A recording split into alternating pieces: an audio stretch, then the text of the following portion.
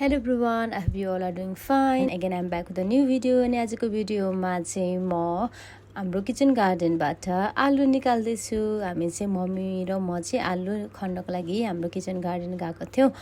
अनि मम्मीले चाहिँ यहाँनेरि आलु खन्दै हुनुहुन्छ। यो चाहिँ म हो है। मेरो आलु हेर्नु न कति सानो सानो निक्लेको।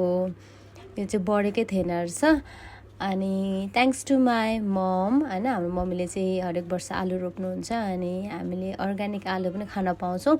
कतिपल्ट त किनेर पनि खानुपर्ने हुन्छ, तर वर्षमा एकचोटि चाहिँ मम्मीले आलु रोप्नुहुन्छ अनि त्यो खान पाइन्छ। अनि वी आर लकी। अब चाहिँ यहाँनेरि म आलु हेर्नु न हातले खन्दैछु। कुते एउटा मात्रै थियो नि त, अनि मम्मीले त युज गर्नुहुँदै थियो अनि म चाहिँ हातले निकाल्दैछु। त्यो पनि धेरै आलु फलेन रहेछ क्या योपालि चाहिँ। खोइ के भयो, त्यति धेरै आलु फलेको थिएन अनि मैले जति खन्दा पनि निक्लेको थिएन। यहाँ चाहिँ म कुत्तेले निकाल्दैछु। हेरौँ है मेरो आलु कति निक्लिन्छ। एउटा निक्ल्यो, अर्को आलु नै फलेको थिएन। एउटा बोटबाट 2-3टा भन्दा धेरै आलु नै निक्लेको थिएन क्या।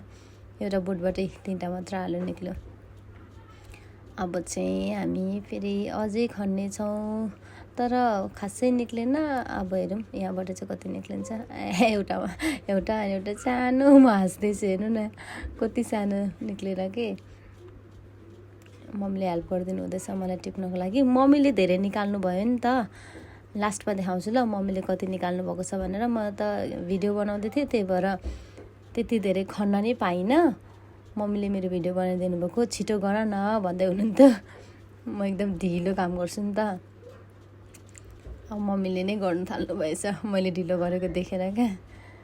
ओके, अब चाहिँ सकिन लाग्यो भिडियो पनि। अनि हाम्रो चाहिँ आलु यति निक्लेको थियो। Thank you so much for watching everyone. Bye by.